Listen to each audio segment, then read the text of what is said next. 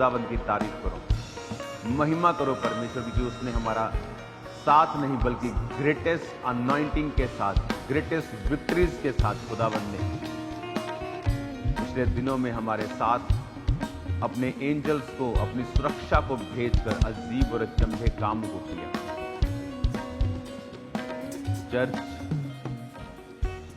खुदावंद का सुसमाचार इस क्रिसमस पर वहां पहुंचा है जहां पहले कभी नहीं पहुंचा था।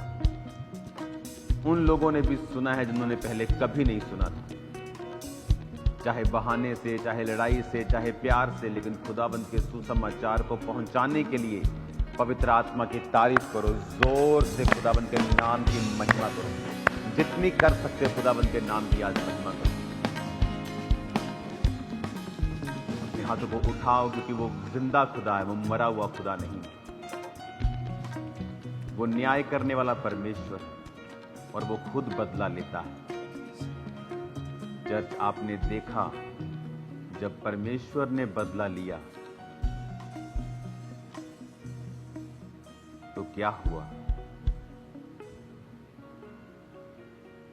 बाइबल कहती है वो हमारा पलटा लेने वाला परमेश्वर है। खुदावंद हमारा पलटा लेने वाला परमेश्वर है। शानदार अनॉइंटिंग, शानदार विक्ट्री के लिए फिर से तारीफ करो खुदावंद। आज सिर्फ तारीफ करते रहोगे तो भी खुदावंद हमें आज हालेलुया, हालेलुया, हालेलुया। खुदावंद ने बाइबल में कहा है तुम खड़े रहो और चुपचाप देखते रहो और परमेश्वर के उद्धार को देखो।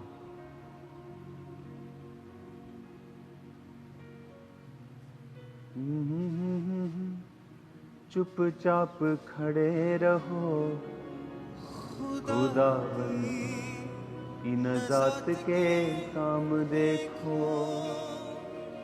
डरो मत, चुपचाप खड़े रहो, खुदा की नजात के काम देखो।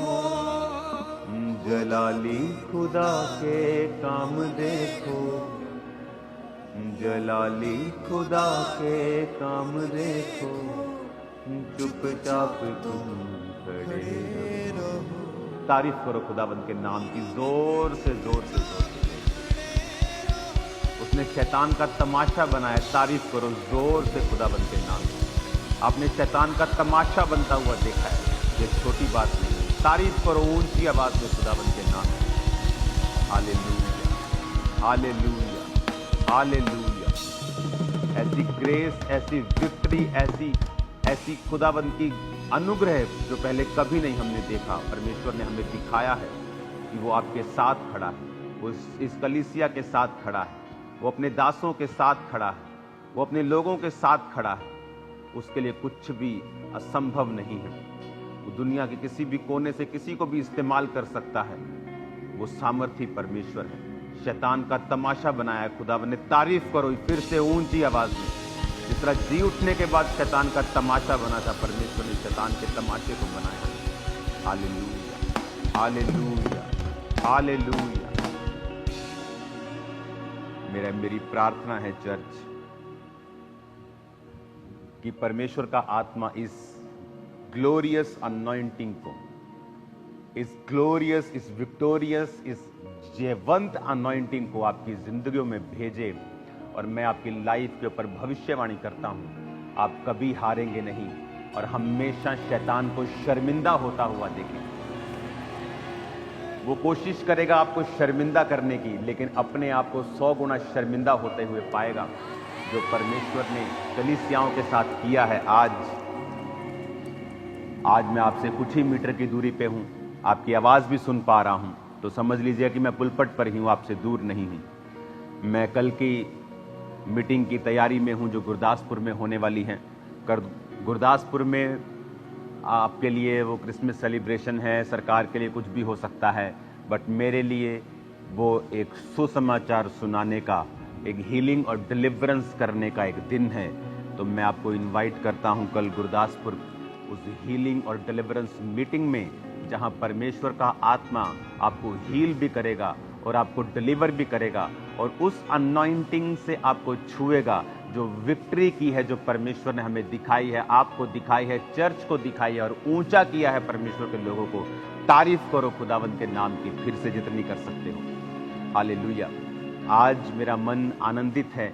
एक तो मैं इस खुदावंद की प्रेजेंस से, खुदावंद के इस पवित्र पहाड़ से, प्रेयर माउंटेन से आपको वचन दे रहा हूं, क्योंकि मैं कल की तैयारी में हूं, 31 की तैयारी में हूं। 31 में हमें क्या करना है, किस तरह से 2026 में हमें प्रवेश करना है। उस 31 नाइट की मीटिंग में उस ग्रेस को हम पाकर, उस अनुग्रह को पाकर प्रैक्टिकली चलेंगे। जो कुछ मैंने 2025 के क्रॉसओवर में मांगा था, जब हम 24 में थे, कि परमेश्वर ये साल मुझे अपने नज़दीक लेके जा, ये साल बड़े कार्य कर, ये साल वहाँ सुसमाचार पहुँचे जहाँ नहीं पहुँचा, खुदावंद ने उसे किया है। मैं आपको बता रहा हूँ 2026 ग्रेटेस्ट साल होने वाला है आपका और मेरा, यीशु मसीह के नाम में ग्रेटेस्ट साल होने वाला है। चर्च ने देखा है एग्जाम्पल 2025 दिसंबर के महीने में किस तरह से परमेश्वर ने शैतान को शर्मिंदा किया। उसने आपको बताया है कि वो आपके साथ है, वो आपके लिए लड़ा है। उसने बताया है कि अगर तुम लोग नहीं लड़ोगे तो मैं तुम्हारे लिए फाइट करूंगा, मैं तुम्हारे लिए खड़ा रहूंगा। परमेश्वर का झंडा कायम था, कायम है और कायम रहेगा यीशु मसीह के सामर्थी नाम में, क्योंकि परमेश्वर का मकसद इस धरती का नहीं है। उसका मकसद, उसका राज्य इस धरती का नहीं है। उसका मकसद किसी धर्म को ऊंचा नीचा, किसी पॉलिटिकल पार्टी को ऊंचा नीचा करना नहीं, बल्कि परमेश्वर के राज्य को फैलाना है, शैतान के राज्य को खत्म करना है। वो शैतान जो नशों, जो बीमारियों, जो दुखों, तकलीफों, डाइवोर्स और पेन्स और कलेश और गरीबी का रचन करता है, उस शैतान के राज्य को खत्म करना है। इसलिए प्रभु यीशु मसीह ने कहा था, प्रार्थना करो, हे पिता तेरा राज्य आए। कौन सा राज्य? वो पॉलिटिकल राज्य की बात नहीं कर रहा। परमेश्वर को कभी छोटा मत करो। वो किसी और राज्य की बात नहीं कर रहा, वो स्वर्गीय राज्य की बात कर रहा है। स्वर्ग में अंधेरा नहीं है, स्वर्ग में बीमारी नहीं है, क्लेश नहीं है, दुख नहीं है, टेंशन नहीं है, डिप्रेशन नहीं है, वरी नहीं है, चिंता नहीं है, फ्यूचर की कोई चिंता वहाँ नहीं है। वहाँ रोशनी है, वहाँ आशा है, वहाँ परमेश्वर है, वहाँ शांति है, वहाँ हर तरफ चंगाई है, वहाँ रंग बिरंगे पानी के झरने बहते मैंने देखे हैं दर्शन में। कि मैंने देखा एक दिन स्वर्ग के दर्शन में कि परमेश्वर ने मुझे उसकी एक झलक दिखाई कि वहाँ अलग अलग कलर्स के पानी बह रहे हैं। हर पानी का टेस्ट अलग है, हर पानी की क्वालिटी अलग है। स्वर्ग मिस नहीं कर सकते आप, स्वर्ग मिस नहीं कर सकते आप। कुछ भी मिस कर देना, आशीष मिस कर देगा चलेगा, स्वर्ग मिस किया नहीं चलेगा। मेरा विश्वास है कि आप लोगों ने बहुत बरकत पाई है क्रिसमस की मीटिंग के दौरान। परमेश्वर का सुसमाचार दुनिया के कोने कोने तक, इंडिया के कोने कोने तक पहुंचा है। चाहे बहुत सारी जगहों पर परमेश्वर के कामों का या क्रिसमस सेलिब्रेशन का विरोध हुआ है, लेकिन वो विरोध भी एक सुसमाचार की तरह परमेश्वर ने चैनल्स के जरिए, राष्ट्रीय इंटरनेशनल चैनल्स के जरिए उसे फैलाया है। मेरा ये मानना है, अंत के दिन नज़दीक हैं। शैतान को पूरी आग लगी है कि मैं ज़्यादा से ज़्यादा लोगों को रोक सकूं, लेकिन ये परमेश्वर के द्वारा लगाई गई आग है। ये कोई सांसारिक आग नहीं है, ये पानियों से बुझने वाली आग नहीं है। ये परमेश्वर की आत्मा ने इस आग को लगाया है और इस आग को आप और मैं काम करते हुए देख रहे हैं। तारीफ करो फिर से ऊंची आवाज में जितनी कर सकते हो परमेश्वर के नाम में। हालेलुया। आज इस ब्लेस्ड डे में मैं आपको उत्साहित करना चाहता हूँ, इनकरेज करना चाहता हूँ, क्योंकि मसीही जिंदगी जो है वो सिर्फ आशीषों पर आपको केंद्रित नहीं रखती है।